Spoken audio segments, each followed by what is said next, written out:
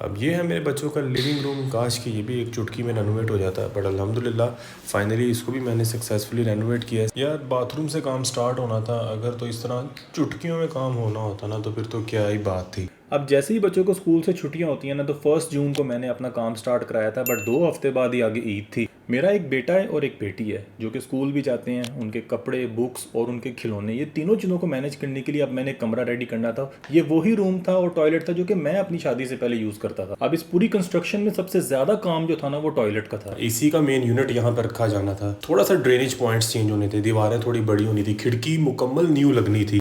एक टाइम के ऊपर एटलीस्ट सीलिंग वाले प्लम्बर, इलेक्ट्रिशियन, उसके साथ साथ एसी वाले सब लगे होते थे। यार एक टाइम पे जब 4-5 टीमें लगी हो ना, तो काफ़ी खिचड़ी पकती है। बट क्या था, काफ़ी टाइम सेव भी हुआ था। जो कि 1 महीने में काम होना था वो मैंने एटलीस्ट अल्हम्दुलिल्लाह 9 दिन में करवा लिया था। कुछ सेफ्टी प्रिकॉशंस भी थी जो कि मैंने अपने जो बंदे थे जिनको आगे सुपरविजन पे रखा हुआ था उनको भी बताया था कि यार छिपकली नहीं अंदर जानी चाहिए घर में किसी भी सूरत में। तो खिड़की चेंज होनी थी जो कि सबसे बड़ा एंट्री पॉइंट था। खिड़की बनाने वाले ने पहले वर्टिकल बना दी, फिर मुझे लॉन्गिट्यूड मतलब हॉरिजॉन्टल बनवानी पड़ी। फिर उसके बाद खिड़की जब आ गई तो खिड़की बीच में फिट ना हो, फिर दोबारा मुझे उसी मिस्त्री से कहा भाई इसको खुली करके दे। उसने ग्राइंडर मारा। खिड़की जैसे ही फिट होती है, खिड़की के मैं पेपर्स साथ ही उतार देता हूँ, क्योंकि खिड़की के ऊपर से अगर आप पेपर्स नहीं ना उतारोगे, अगर आप भूल जाते हो 2 महीने बाद ये ऊपर इम्बेड हो जाते हैं। अब सबसे ज़्यादा जो नॉइज़ी काम था ना वो ये हिल्टी और छानी थोड़े का था। जो फर्श तोड़े थे नए ड्रेनेज पॉइंट्स डालने के लिए, और दीवारों में जो निशेस बन रही थी शैम्पू बॉटल्स और फूलों का गुलदान वगैरह रखने के लिए। अब बहरहाल मैंने जो चीज़ सॉर्ट आउट की है ना वो ये है कि अब प्लम्बर ने तो मेरे दीवार में पहले पाइप्स डालना शुरू किए, इलेक्ट्रिशियंस ने तारें डालना शुरू की, बट इससे पहले आपका फ़र्श बनना ज़रूरी है जो आपका 1 से 2 दिन बचा देता है।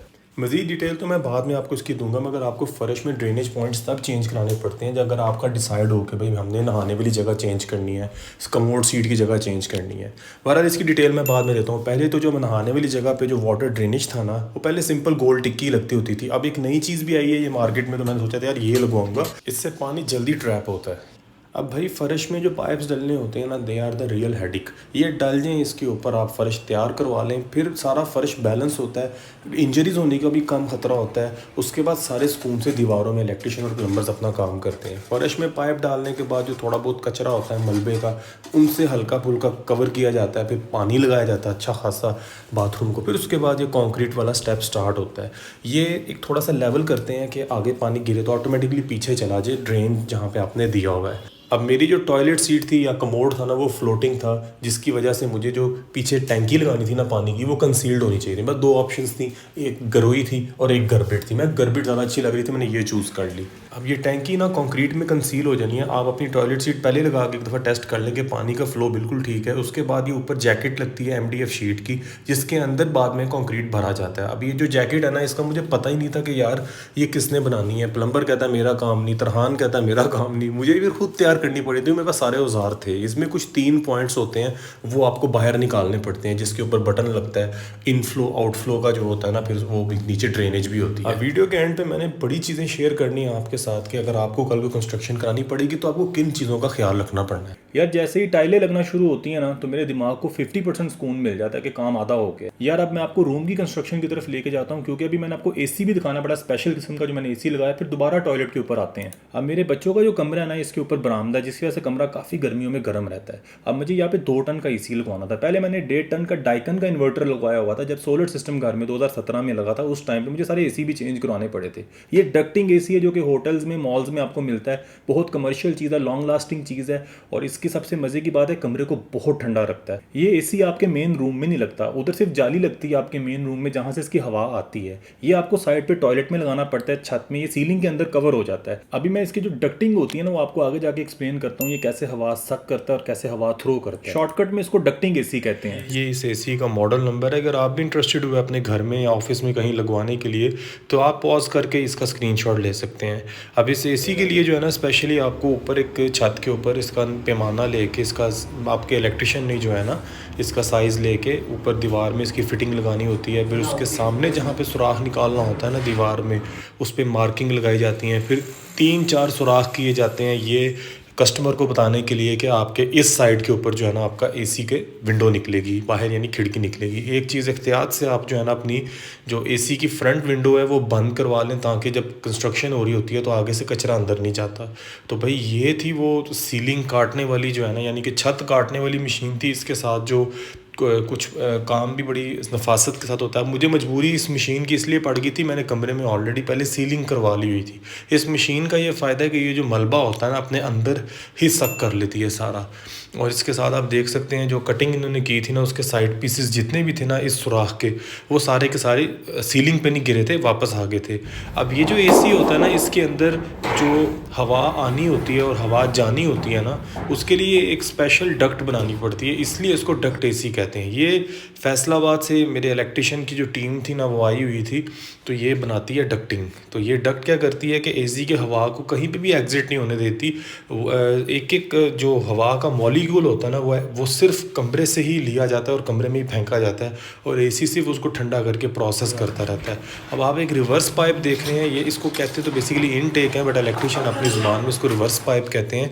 ये हवा सक करता है, आपको कमरे में एक पॉइंट देना होता है जहाँ से हवा ने सक होके एसी में आना है। मेरा डक्ट एसी लगवाने का प्लान लेट बना था, बट तब तक मेरे कमरे में सीलिंग हो गई हुई थी, जिसके बाद थोड़ी सी हेडेक क्रिएट हुई थी पॉइंट्स रखवाने की। पर अल्हम्दुलिल्लाह फिर भी बहुत सेफली जो है ना मैंने बच्चों के रूम में इनटेक का जो पॉइंट था वो रखवा दिया था, जहाँ से एसी हवा सक करता है, उसको ठंडा करके फिर एग्जिट पॉइंट से ठंडा करके फेंकता है।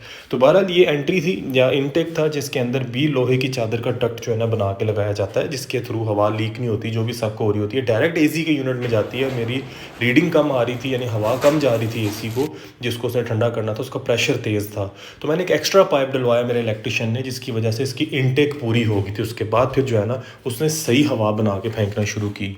एक नॉर्मल एसी और इसमें 3 गुना प्राइस का फ़र्क होता है। ये 3 टाइम्स एक्सपेंसिव है, क्योंकि ये कमर्शियल चीज़ भी है, और वैसे भी एक आम एसी से जल्दी कमरा ठंडा करता है। आपको कमरे में कोई एसी का बॉक्स नज़र नहीं आता, पीछे हिडन काम हो रहा होता है ठंडी हवा बनने का, और आपके रूम को ठंडा कर रहा होता है। अब मैं खुद पिछले 7-8 साल से कैनन का 100 लीटर्स का जो इलेक्ट्रिक गीज़र है वो यूज़ कर रहा था, जबकि इससे पहले यहाँ पे एक सादा सा गीज़र ही लगा हुआ था, जो कि बड़ी जल्दी जो है ना गैस अच्छी आ रही हो तो पानी गर्म कर देता है, बट गैस ना हो तो फिर आप लोग गए। अब चलते हैं मेन रूम की कंस्ट्रक्शन की तरफ। सीलिंग का काम सबसे पहले स्टार्ट हुआ था, उसके बाद ये फाइबर ऑप्टिक की स्टार लाइट्स लगती हैं, ये मेरा दिल कर रहा था लगवाने को, तो मैंने वो लगवाई हैं। ये ब्लूटूथ के साथ भी कनेक्ट होकर ना इसकी कैप होती है, उसके साथ भी कलर्स आप चेंज कर सकते हो। फिर उसके बाद इसके अंदर एक रिमोट आता है, मैं तो रिमोट ही यूज़ करूँगा क्योंकि काफ़ी ऐप्स हो जाती हैं। लाइट्स की ये तार बाहर निकाल के टूथपिक के साथ उसको अच्छे तरीके से पक्का कर देते हैं, ताकि पीछे ना तार गिर जाए दोबारा। स्टार लाइट्स तकरीबन कोई 2 दिन का काम था, जो अंकल आए थे लाहौर से, उनका भी नंबर मैंने आपको स्क्रीन पे दे दिया। बहुत अच्छा काम करते हैं ये भी। जैसे स्टार लाइट कंप्लीट हुई थी उसके बाद जो था ना मैंने सीलिंग को क्लोज़ करवाया। मैंने एक क्लाउड का डिज़ाइन बनवाया था, क्योंकि बच्चों का रूम था तो मुझे ज़्यादा अच्छा लग रहा था ये। क्लाउड में मैंने 3 कलर कॉम्बिनेशंस रखे थे, एक रॉयल ब्लू था, एक तो स्काई ब्लू था, और साथ उसके अंदर एक बिल्कुल माइनर सा जो है ना एक लाइट ब्लू कलर की मैंने एक शेड रखवाई थी। उसके साथ साथ ये अब मैंने जहाँ पे बेड्स आने थे बच्चों के, उसके पीछे मैंने एक गोला लगवाना था दीवार में, जो कि मैंने CNC पे कटवाया था।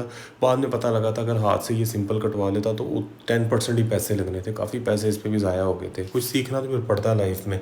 इस रूम की 2 दीवारें जो थी ना वॉलपेपर वाली थी, और इसमें कुछ दीवारों पे सॉलिड कलर होना था, तो मैंने इसके साथ साथ ये मिंट ग्रीन कलर भी कई जगहों पे इसकी भी टच दी है। उसके साथ साथ ये ऊपर क्लाउड्स को मैंने ब्लू कलर दिया है। अब तकरीबन 80% तक कंस्ट्रक्शन हो गई थी रूम और टॉयलेट की, और अब इस रूम में जब से घर बना था ना तब से कभी रगड़ाई नहीं हुई थी। तो मैंने सोचा था यार अच्छी खासी रगड़ाई करवानी है, जेल लगवानी है जहाँ पे कैविटीज़ हैं, और उसके बाद जो है ना मैंने इस पर फाइनल रगड़ाई करवानी है सही पॉलिश लाने के लिए। अल्हम्दुलिल्लाह बहुत ही कारीगर बंदे थे ये हमारे सियालकोट में, जिन्होंने किया था कि छत की भी रिफ्लेक्शन जो है ना आती है। अब ये जो हमारा पत्थर लगा ये बूटी सीना पत्थर है, ये बहुत जल्दी पानी सक कर लेता है, जिसकी वजह से इस पर शाइन इतनी देर तक खड़ी नहीं होती, केयर काफ़ी करनी पड़ती है। वॉलपेपर भी अल्हम्दुलिल्लाह मैंने लगवा लिया।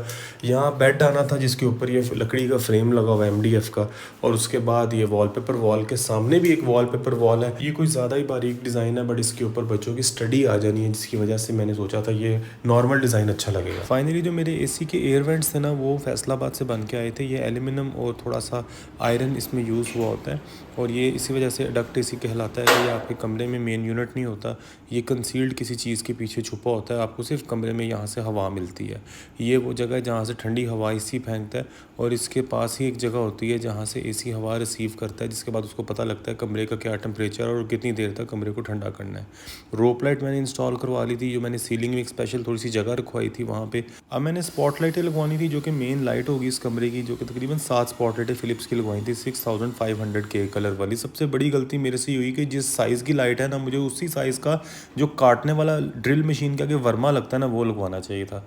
मैंने छोटे वर्मे से रिस्क ले लिया, अंकल ने थोड़ा खुला किया, बाद में वो फिर लाइट ना फिट आई, फिर दूसरी दफ़ा अंकल ने खुला किया और मेरे दिल को कुछ हो रहा था। अब मैंने कुछ नए पॉइंट्स रखवाए थे बिजली के, जिसके ऊपर मुझे जो है ना फिर से बचीनों की फिटिंग लगवानी पड़ी थी, जो कि हमारे तकरीबन सारे घर में बचीनों की फिटिंग चलती है और ये 25 साल से कभी ख़राब नहीं हुई।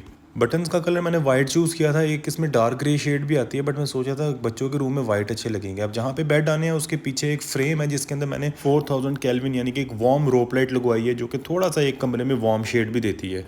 अभी मैंने आपको सारी लाइटें ऑन करके दिखानी है, खासकर ये स्टार लाइट भी जिसकी मैं अभी कटिंग करवा रहा था, क्योंकि अब पेंट हो गया था छत को, तो ये ऊपर से हमने कटाई करनी होती है स्टार लाइट्स की। अब थोड़ा सा ब्रेक लेके टॉयलेट की तरफ चलते हैं, फिर दोबारा रूम पे आएंगे। अभी जो टॉयलेट है ना, इसके अंदर ये एसी भी लगा है, दीवारों में निशेस बनी है, मुकम्मल फ्लोर चेंज हुआ है। इस टॉयलेट ने बड़ी तकलीफ बर्दाश्त की है। फाइनली जो ये टाइल एंड पे लग रही थी ना, इसने आगे मुझे थोड़ा सा सुकून दिया है। और ये जो टाइलों में मैंने स्पेसर्स रखवाए हैं, ये कोई इतनी नई चीज़ नहीं है, बड़ी रेगुलर चलने वाली चीज़ है। आप भी यही लगवाएं, ये उतारने बड़े आसान होते हैं और ये बीच में ही जो है ना कटे जाते हैं और इसमें बड़ा अच्छा 1.5 mm का जो है ना गैप आता है। टाइल्स जो है ना वो मैं 3 तरह की लगवा रहा था और ये मैंने तीनों टाइलें आइव से ही बाय की हैं। आइव के पास बहुत अच्छी कलेक्शन है टाइल्स की और ये हमारे सियालकोट के अंदर इनका एक बहुत बड़ा और नया आउटलेट बना है।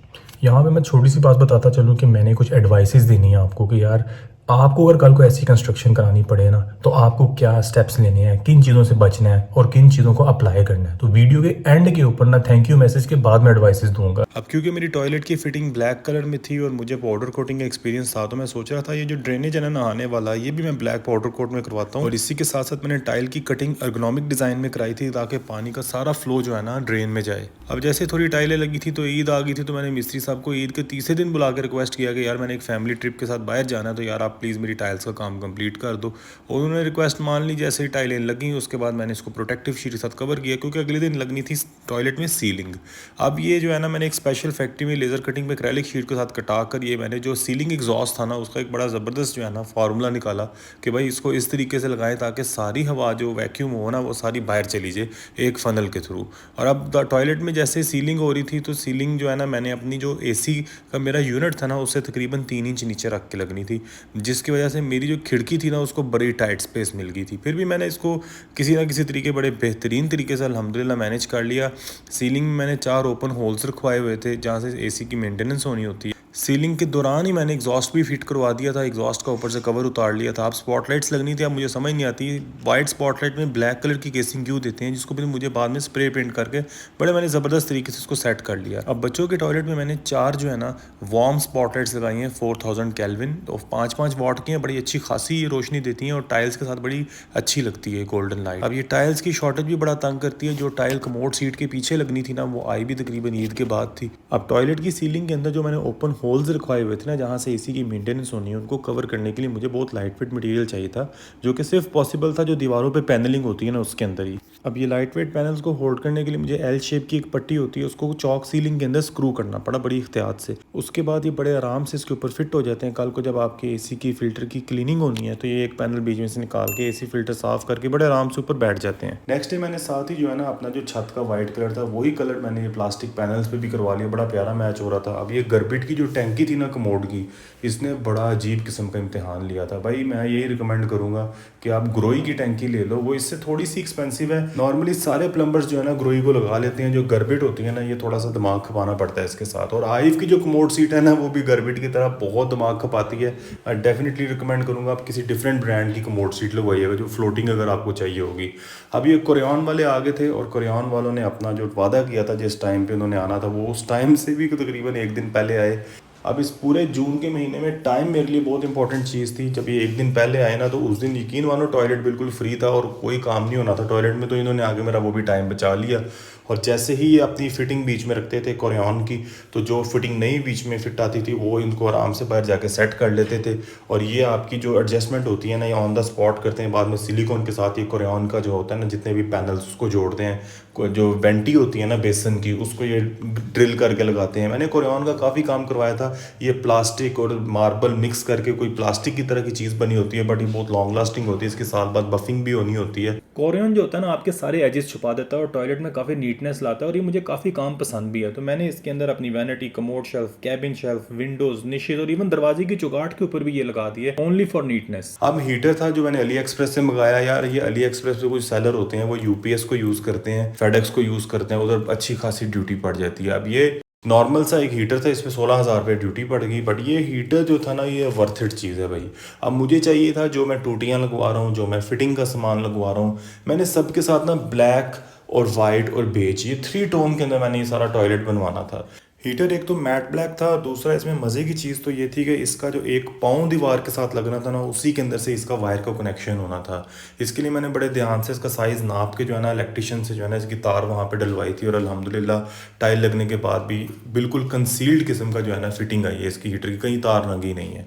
टाइमर सेट कर लो, टेम्परेचर सेट कर लो, इंस्टेंटली हीट होने लग पड़ता है। और ये सर्दियों में टॉवल ड्राई करने के लिए बहुत बेहतरीन चीज़ है। एक तो इसकी 4 इंच की डेप्थ है, मोटे से मोटा तौलिया भी आप आराम से इसमें घुसा के, सर्दियों में सबसे ज़्यादा मसला होता है गीले टॉवल्स का, तो वो ये हीटर्स जो है ना हल करते हैं। और आप जितना मर्जी धूप लगवा लो, कभी कभी धूप भी नहीं आती। अब यार ये मैंने बड़ा स्पेशल किस्म का पाइप मंगवाया था 1.5 इंच का, जो कि मैंने बेसन के नीचे लगवाना था अली एक्सप्रेस से, बट मेरे प्लम्बर ने बोला पाइप बहुत लंबा है, काटेंगे गंदा हो जाएगा, तो ये स्टैंडर्ड जो पाइप मार्केट में चलता है वही लगवा लो। तो मैंने वही लगवा लिया। अब लाइटों की बारी आती है। लाइटें मैंने लाहौर से सोर्स की थी, ये बड़ी अच्छी लग रही थी मुझे, ब्लैक कलर की लाइट्स, तो ये मैंने लगवाई। उसके अलावा लाइट्स का कनेक्शन मैंने निश में जो स्पॉट लाइट्स दी थी उनके साथ भी रखा था, और उसके साथ रोप लाइट एक वेंटी के नीचे मैंने लगाई थी, उसके साथ भी मैंने इसका कनेक्शन किया था। ये मेरी एक लाइट है। इसके अलावा मैंने एक दूसरी लाइट का एक सेकंड बटन रखा था, जो कि सिर्फ रूफ की स्पॉट लाइट्स के लिए है, और ये मैंने सेकंड पे रखा। मेरे पास एक ऑप्शन है, या वो ऑन कर लूँ या ये ऑन कर लूँ। कोरियन का काम जैसे ही ख़त्म होता है तो उसके बाद शीशे वालों को मैंने बुला लिया। शीशे वाले भी गुजरावाला से ही आ रहे थे। इनका हाथ का काम बहुत साफ़ था, बहुत नफासत और हाई क्वालिटी ये लोग प्रोवाइड करते हैं। बट एक मसला इनके लड़कों से हो गया था, उन्होंने मशवरा किए बगैर ही जो थी ना, आधी हवा के अंदर ही पाइप लगा दिया। और मुझे इतनी टेंशन लग गई कि भाई सारी रात नींद ना आई, क्योंकि मेरी सारी मेहनत हुई थी। एंड पे जिसका भी काम होता है ना, जो कि पिछली टीम में करके चली गई होती हैं, अगली टीम पे होता है, आपको उतना ही काम फ्रेजाइल हो ही जाता है। फिर कोरियन वालों ने आके मुझे ये सारा पाइप शीशे का सेट कर दिया और बेहतरीन हो गया था फिर अल्हम्दुलिल्लाह सारा कुछ।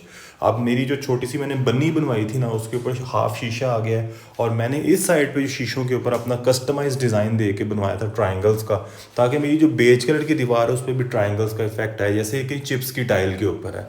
ये बेहतरीन क्वालिटी में कॉल्फ मटेरियल का इन्होंने जो है ना कब से सारी फिटिंग लगा के दी है, and I definitely recommend these people. अब एक टाइल्स लगने के दौरान एक पंगा हो गया था। मैंने मिस्त्री को बोल दिया भाई ये जो बॉक्स है ना ये बाहर निकाल देना। बॉक्स उसने मुझे बाहर निकाल दिया टाइल्स में से, बस ऊपर फिटिंग लगी ना, ये साइडों से जो है ना पीछे से सुराख नजर आने लग पड़े। इसने मुझे बड़ी टेंशन लगाई। मुझे अचानक ख्याल आया, मैंने कुरियन वाले भाई को बोला मुझे गोला बना के ना एक लगा दे। उसने गोला बना के वो सारी जगह कवर कर दी और बड़ा बेहतरीन हो गया था काम।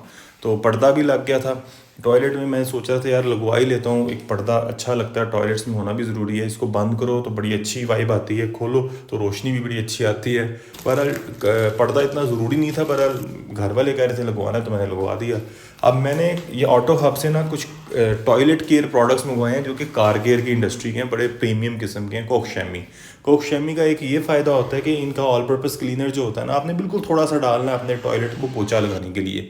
और शीशों के लिए मैंने कोकशैमी का ग्लास क्लीनर मंगवाया। यार और भी बड़ी ऑप्शंस अवेलेबल हैं, ग्लिंट लगा लो, जो मर्जी कर लो। मैं ज़रा कार केयर वाला बंदा हूँ, मुझे गाड़ियों की मेंटेनेंस का शौक है, मुझे पता कौन सा प्रोडक्ट किधर सबसे अच्छा काम करता है। अब मेरे पास एक मैट सीलेंट पड़ा हुआ था द केमिकल गाइस का, क्योंकि मैंने ख़रीद लिया था उसका जॉन का अपनी गाड़ी के लिए। मैंने कहा यार मैं सारी चीज़ें जॉन की रखना चाहता हूँ, ये एक्स्ट्रा था मेरे पास, तो मेरा ये सारी फिटिंग भी मेरी मैट फिनिश थी, तो मैंने इसके ऊपर सीलेंट कर दिया, जिसकी वजह से वाटर स्पॉट्स नहीं फिर पड़ते। शीशों की वैरायटी मुझे पाक तमीर पे अच्छी मिल रही थी, लोकली इतने अच्छे शीशे नहीं मिल रहे थे। लाइटों वाले हर एक ने लाइटों वाले शीशे लगाए हुए थे।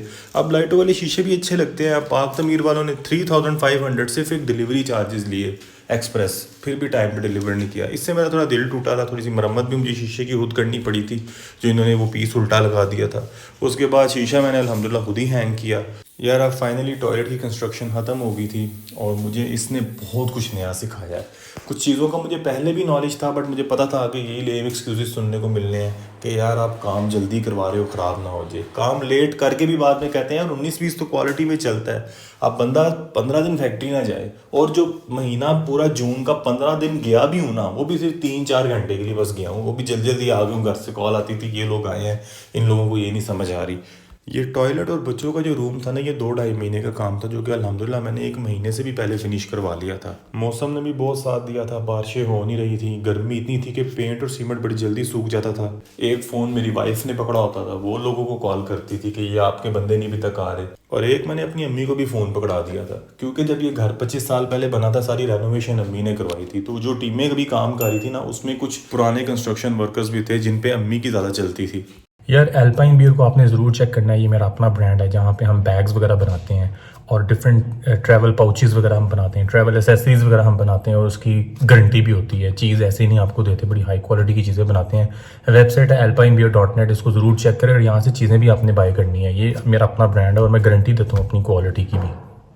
मेरे रूम का जितना भी काम था ना, ये एक विंडो खुली हुई थी जिसमें से मैंने फेंस रिमूव कर दी थी। सारी लेबर यहाँ से घुसती थी, क्योंकि घर के अंदर से अगर सारी लेबर गुजरती तो बहुत घर भी गंदा होना था। और 1 महीना मेरी एक्सरसाइज भी इस खिड़की ने बहुत करवाई है। अब फाइनली टाइम आ गया था मेन खिड़की लगने का। और जो पहले खिड़की थी, ये बहुत एक्सपेंसिव खिड़की है अगर आज के दौर में ये बनवाई जाए, क्योंकि सारी देयार लकड़ी की बनाई हुई थी। अब यार एक चीज़ की मुद्दत होती है, इसको लगे हुए 25 साल हो गए थे, और अब इसको निकलवा के मैंने UPVC की विंडो लगवानी थी। अब मुझे बड़ा अजीब लग रहा था घर में इतना बड़ा ओपन होल देखते हुए। तो मैंने अपने जो वेल्डिंग वाले अंकल थे ना, उनके पीछे पड़ गया, भाई मुझे मेरी ग्रिल कंप्लीट करके दो। तो अल्हम्दुलिल्लाह ग्रिल उन्होंने मुझे तकरीबन 3 दिन में तैयार कर ही दी थी।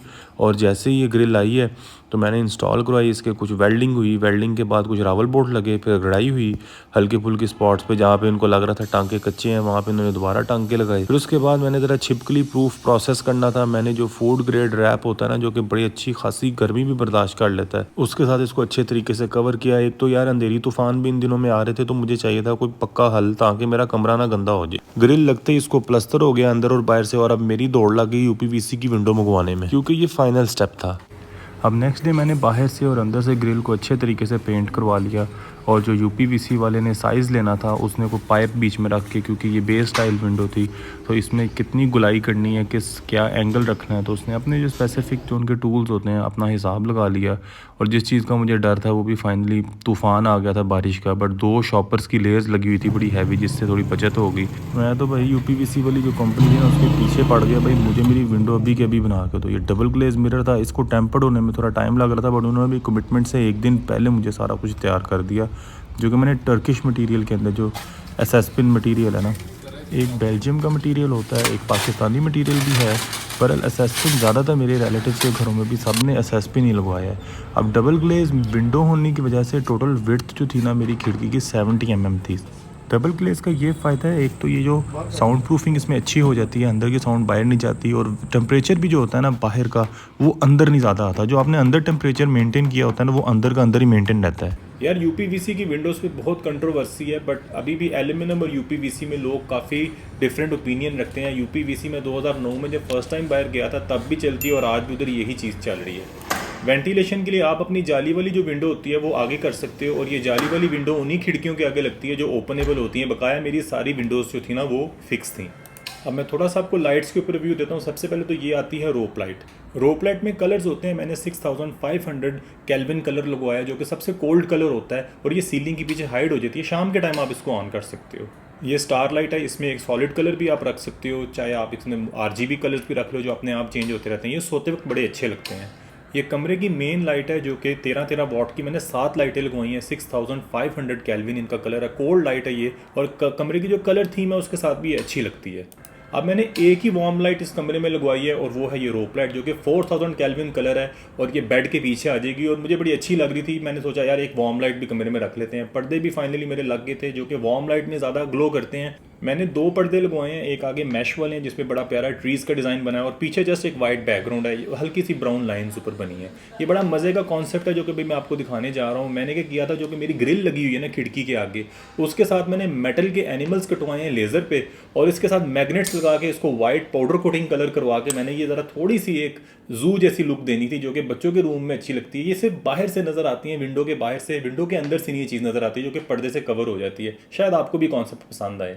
तो ये था मेरा मुकम्मल व्लॉग। अगर आपको पसंद आता तो प्लीज़ मेरे चैनल को सब्सक्राइब करें। अभी बच्चों का फर्नीचर आना है और ये पूरे 1 महीने की मेरी मेहनत थी जो कि 720 घंटे होते हैं, जो मैंने आपको सिर्फ 25 मिनट के अंदर सारी कवर करके दिखाई है। जितनी भी बच्चों की एसेसरीज़ आनी है, अभी पंखा आना है, अभी टॉयलेट में मैंने एसेसरीज़ लगानी है, आधी चीज़ें आ गई और आधी चीज़ें भी रास्ते में हैं। तो मैं एक सेपरेट एक टेक रिव्यू बनाऊंगा जिसमें मैं बच्चों का कमरा, जब चीज़ें सारी इकट्ठी होंगी ना अगस्त के मिड में, तब मैं वो एक नया व्लॉग लगाऊंगा।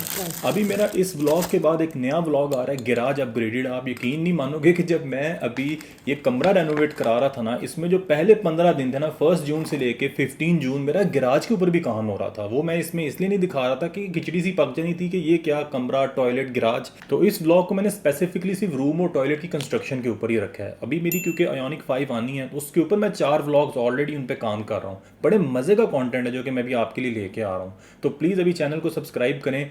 आगे जो मेरा गैराज अपग्रेडेड व्लॉग है वो इंशाल्लाह को नेक्स्ट 15 डेज में मेरे चैनल पे इंशाल्लाह पोस्ट हो जाएगा।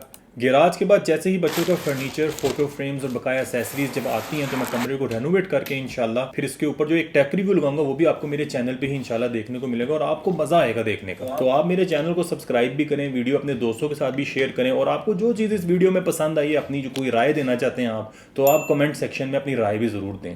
यार अब मैंने कंस्ट्रक्शन के हवाले से कुछ रिकमेंडेशंस देनी है, तो मैं सोच रहा था जो ये सीज़न का सबसे मज़ेदार फल है ना, इसको एंजॉय करते हुए इंस्ट्रक्शंस देता हूँ। सबसे इंपॉर्टेंट चीज़ तो ये है कि भाई जो मेजरिंग टेप होती है ना, आपके जो कंस्ट्रक्शन वर्कर्स होते हैं उसके पहले 12 इंच जो है ना वो ब्लरी होते हैं।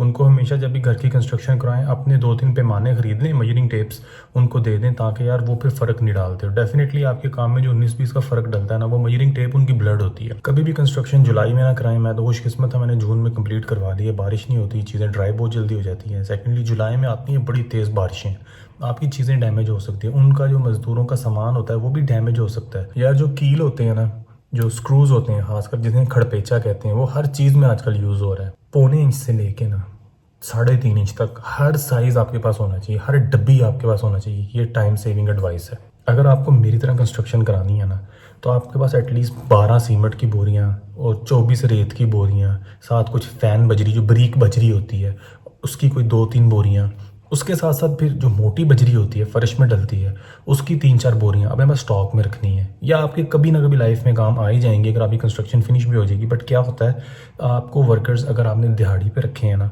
तो वो उनकी मुफ्त में दिहाड़ी पड़ती रहेगी जब तक आपका सामान नहीं आ जाएगा। तो ये आपके पैसे भी बचाएगी चीज़, टाइम भी बचाएगी। एक चीज़ होती है ड्रिल मशीन और उसके आगे जो वर्मा लगता है ना, जो दीवार में सुराख करता है, ये बहुत इंपॉर्टेंट पॉइंट है। अगर आप टॉयलेट में फिटिंग करवा रहे हैं या अपने रूम में घड़ी हैंग करवा रहे हैं या कोई फ्रेम, फोटो फ्रेम हैंग करवा रहे हैं, अक्सर अब ज़्यादातर चीज़ों के साथ ना जो पेच होता है और साथ उसमें जो दीवार में गट्टी लगती है वो बीच में से निकलता है।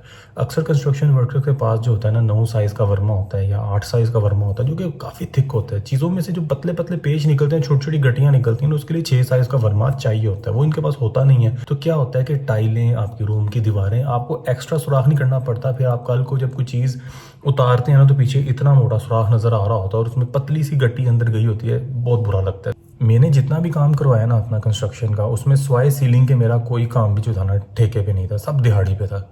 रेनोवेशन के अंदर ना सबसे इम्पॉर्टेंट चीज़ है, अगर आप करवाते हैं ठेके पे काम तो दैन इट्स वेरी गुड।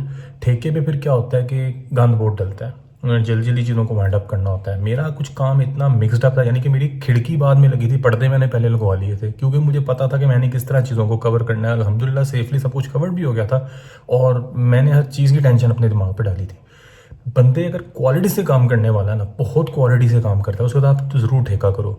अगर बंदा 50-50 है और आपको लगता है कि सामने खड़े होकर काम साफ़ करता है, पीछे जाने से काम गंदा करता है, आप दिहाड़ी दे दो। दिहाड़ी पे फिर आप गारंटी उससे लेते हो साफ़ काम लेने की। फिर नहीं वो साफ़ काम करता तो फिर आपका बनता है उसको आप अपनी मर्जी से सीधा भी कर सकते हो। आपके पास घर में 2 एल्यूमिनियम की सीढ़ियाँ होनी ज़रूरी हैं, जो लैडर्स होती हैं, जो कैंची की तरह यूँ खुल जाती हैं।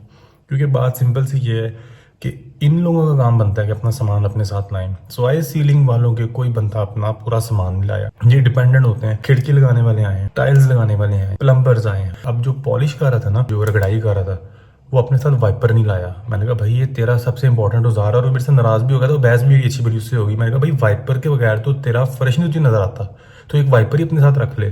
फिर मुझे एंड पे उसको एक वाइपर मैंने गिफ्ट कर दिया, जो खरीद के उसको मैंने दिया।